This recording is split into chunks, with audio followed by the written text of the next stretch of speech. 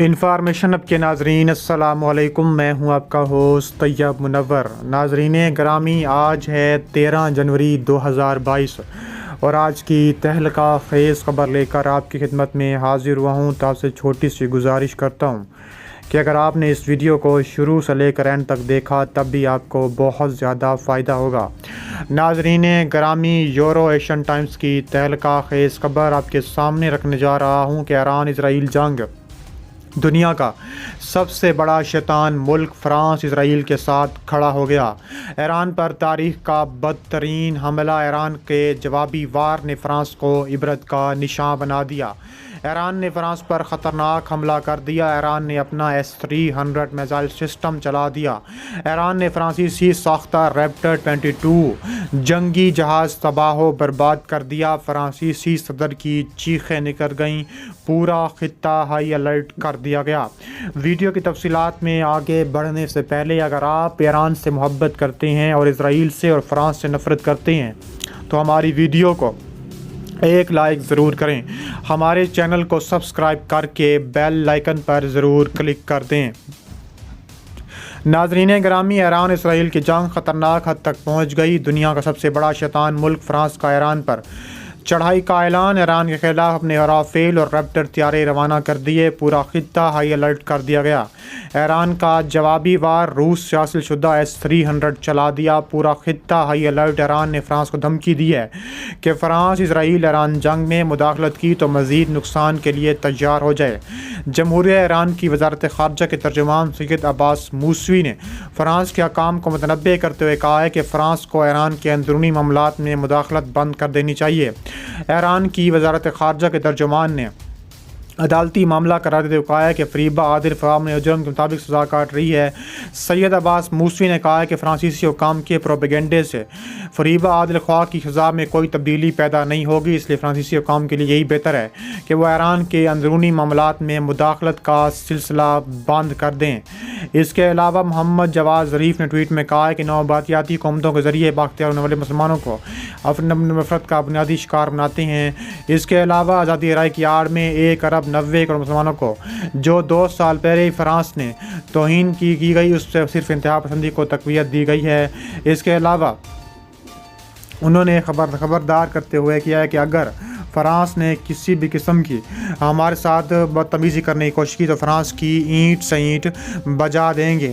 اس کے علاوہ تابڑ توڑ حملے کے لیے ایران اسرائیل کی جنگ میں خطرناک ترین آ چکے ہیں اور ایسے خطرناک ترین جنگی جہاز کا مقابلہ کرنے کے لیے ایران نے اپنے S-300 بھی چلا دیے ہیں، جس سے F-24 روسی سابٹا تابڑ توڑ حملے کے بعد تباہ و برباد اور ملیہ میٹ ہو گیا ہے۔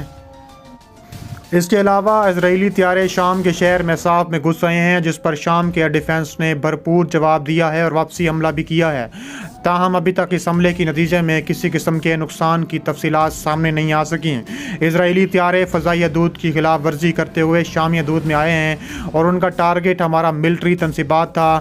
اس کے علاوہ ایرانی ایئر ڈیفنس ترجمان نے اس بات کو کنفرم کرتے ہوئے کہا ہے کہ رات کے پچھلے پہر اسرائیل بمبار طیاروں نے حملہ کیا اور ان کے حملے کا ٹارگٹ حما تھا، جو کہ بارڈر کا علاقہ ہے۔ اس کے علاوہ ایران میں حملہ کرنے سے قبل ان طیاروں نے لبنان میں اڑان بھری۔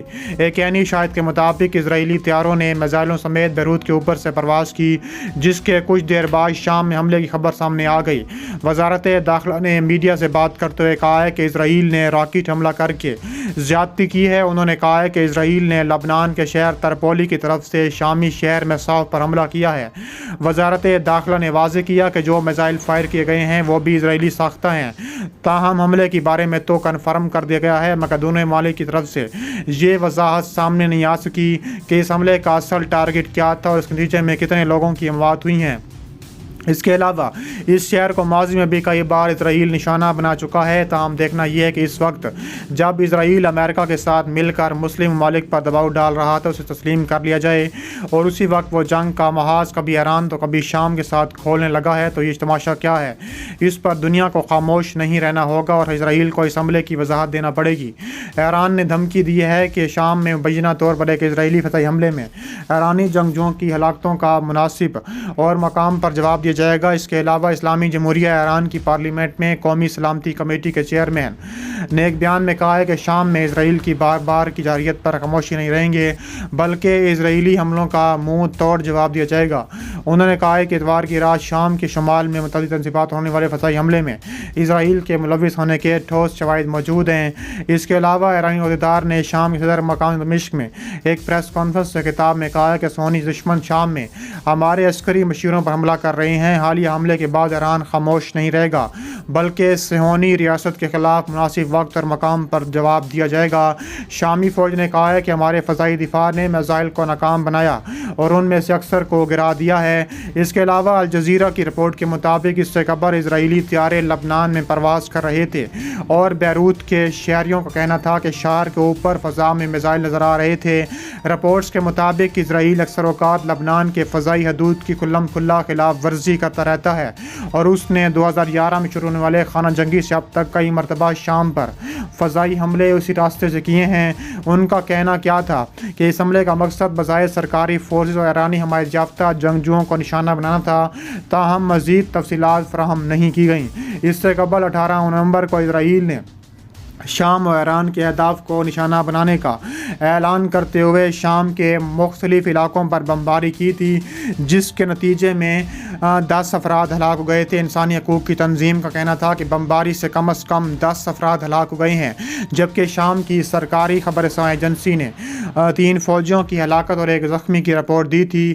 انسانی حقوق کے ادارے کا کہنا تھا کہ ہلاک افراد میں سے اکثر کا تعلق ایران کے القدس فورس تھا اور 2 لبنانی عراقی تھے، جبکہ شامی حکومت میں سے ایک کمانڈر بھی شامل تھا۔ شام نے اسرائیلی جارحیت کے جواب میں اسرائیلی شہر تل ابیب کے ایئرپورٹ کو نشانہ بنانے کی دھمکی دی ہے۔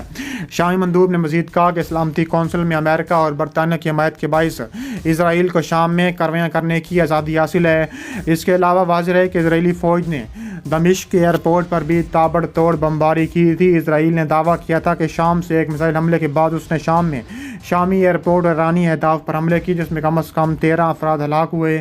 کارروائی کے دوران ایرانی قدس فورس کے اہداف کو بھی نشانہ بنایا گیا۔ شامی فوج نے جوابی کارروائی کرتے ہوئے اسرائیل کے 13 سے زائد میزائلوں کو بھی تابڑ توڑ ملویہ میٹ کر دیا تھا اور ایسے خطرناک ترین حملے کے آنے والی نسلیں بھی یاد رکھیں گی۔